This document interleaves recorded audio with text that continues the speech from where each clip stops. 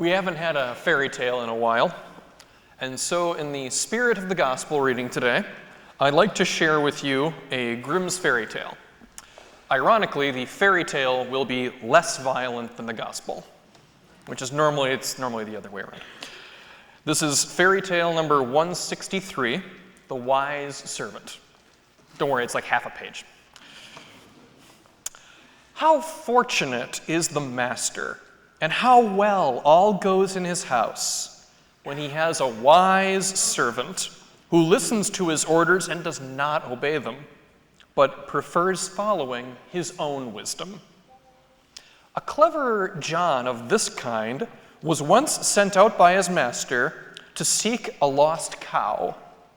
He stayed away a long time, and the master thought, "Faithful John does not spare any pains over his work."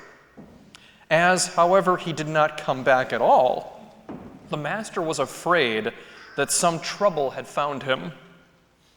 But at last he perceived the boy who was running up and down a large field. "Now, dear John," said the master when he had got up to him, "have you found the cow which I sent you to seek?"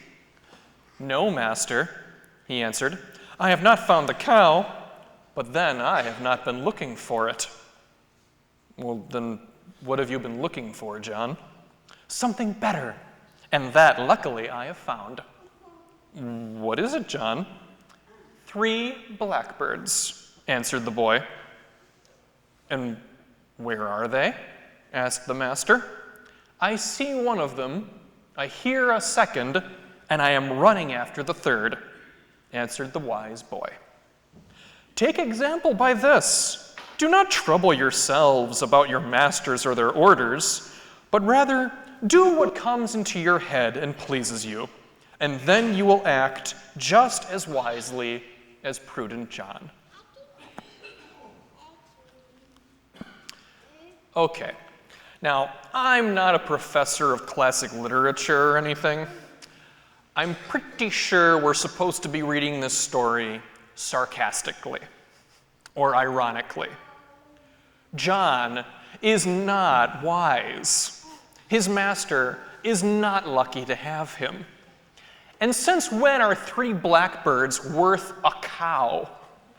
A cow is worth more than 1,000 birds. The thing of it is, the reason I picked this one for the gospel is John, in this story, would have gotten along just fine with the tenants in our gospel reading. The tenants, those tending the vineyard, were like John in the way that they did whatever they felt like without concern for others or for the future. They didn't do any work in the gospel. When servants came to help with the harvest, they killed them. And when the son came, they killed him for hopes of seizing his inheritance. Wretched men, indeed. What good could they possibly be? The thing of it is, the part that is curious and interesting is the mention of the inheritance. They killed the son for the inheritance, and that suggests that they thought that the landowner was either dead or at the very least never coming back. Otherwise, killing the son wouldn't have gotten them the inheritance. It still would have belonged to the landowner. In their minds, the landowner might as well not even exist. And we might be dealing with wretched men who truly thought that they had absolutely no one to answer to. They owned the vineyard because they were the ones that happened to be living on it at the time. That's what I call thief logic. Thief logic states, "See this hand? It is mine. See these things? They are mine. If it's not nailed down, it belongs to me. If I can pry it loose, it's not nailed down." The list goes on. Of course, we all know that it doesn't work that way.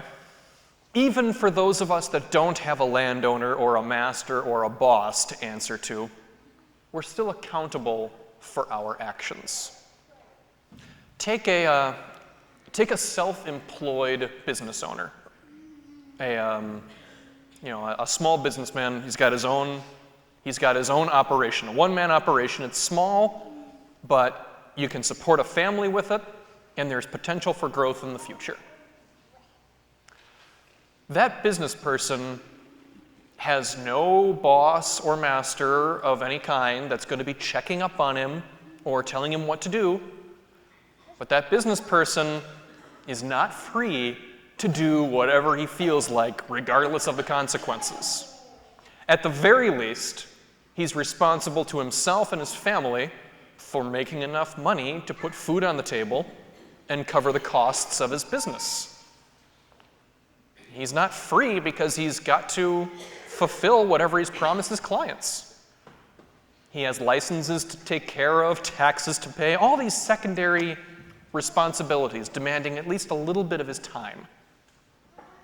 In short, he can't afford to be like John, running around in a field all day, chasing birds that might not even exist.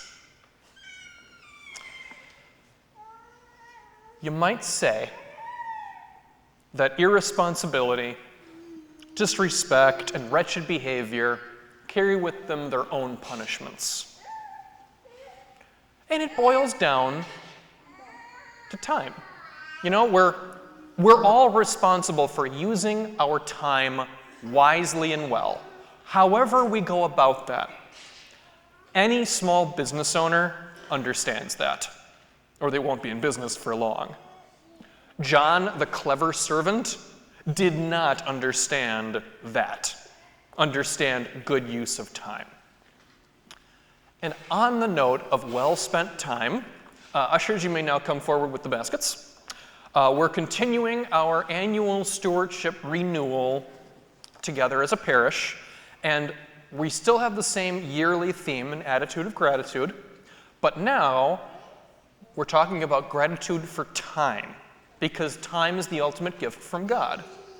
And that calls us to reflect on what that means and how we respond to it in our lives.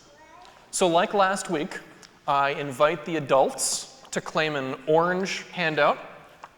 Read it over when you've got a minute, fill out the questions, and see what happens next. See if it prompts new thoughts. For those of you that are young adults or children, like last week, you'll be getting your handout in your Christian formation sessions here at the parish or in school this week. So once again, the orange handouts are for the adults. Thank you, good luck, and good reading.